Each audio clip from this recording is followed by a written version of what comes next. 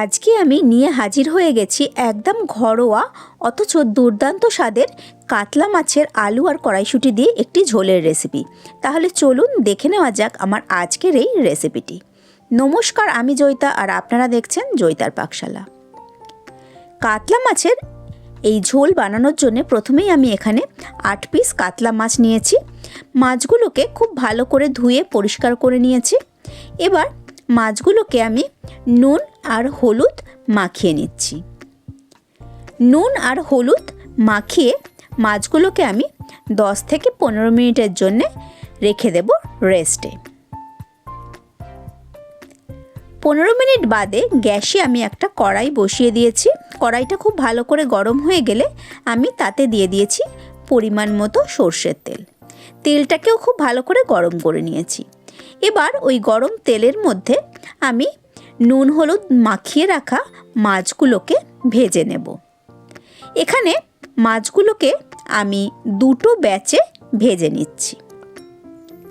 মাছগুলো যতক্ষণ ভাজা হচ্ছে এদিকে আমি একটা মশলা বানিয়ে নিচ্ছি, যার জন্য আমি নিয়েছি 2টো কাঁচা লঙ্কা, 1 ইঞ্চি পরিমাণ আদা, ছোট চামচের 1 চামচ নিয়েছি আমি গোটা জিরে আর ছোট চামচের 1 চামচ নিয়েছি গোটা ধনে।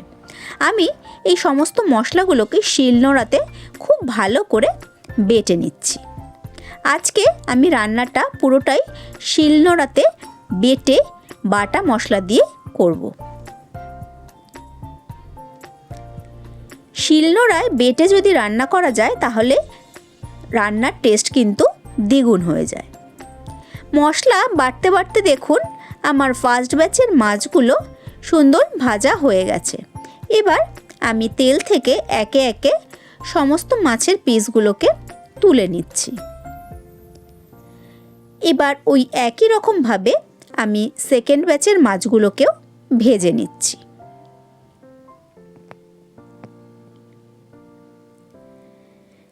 দেখুন সমস্ত মাছগুলো কিন্তু ভাজা হয়ে গেছে।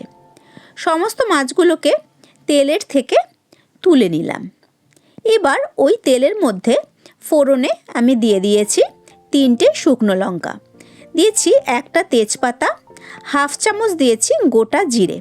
এই মশলাগুলোকে 10-15 সেকেন্ড একটু নাড়াচাড়া করে নিয়ে এখানে আমি দিয়ে দিয়েছি একটা বড় সাইজের আলু। আমি এইরকম লম্বা টুকরো করে কেটে নিয়েছিলাম সেই আলুর আলুগুলো দিয়ে তাতে সামান্য নুন আর হলুদ দিয়ে আলুগুলোকে আমি একটু গোল্ডেন করে ভেজে নিচ্ছি। আলুগুলো ভাজতে ভাজতে এদিকে দেখুন মশলাটাও কিন্তু আমার পুরো বাটা হয়ে গেছে। আমি সমস্ত মশলাটা শিলের থেকে তুলে নিচ্ছি।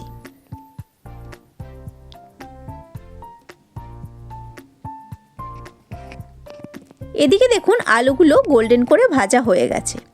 এবার ওই আলুর মধ্যে আমি দিয়ে দিয়েছি একটা মিডিয়াম সাইজের টমেটো কুচি। টমেটোটা দিয়ে আমি তেলের মধ্যে খুব ভালো করে খুন্তির সাহায্যে মিশিয়ে নিচ্ছি।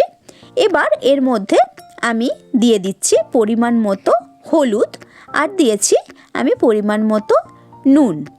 এছাড়াও আমি এখানে দিয়েছি ছোট চামচের 1 চামচ পরিমাণ কাশ্মীরি লঙ্কার গুঁড়ো। আর যে মশলাটা আমি বেটে রেখেছিলাম সেই মশলাটাও আমি এর মধ্যে দিয়ে দিচ্ছি।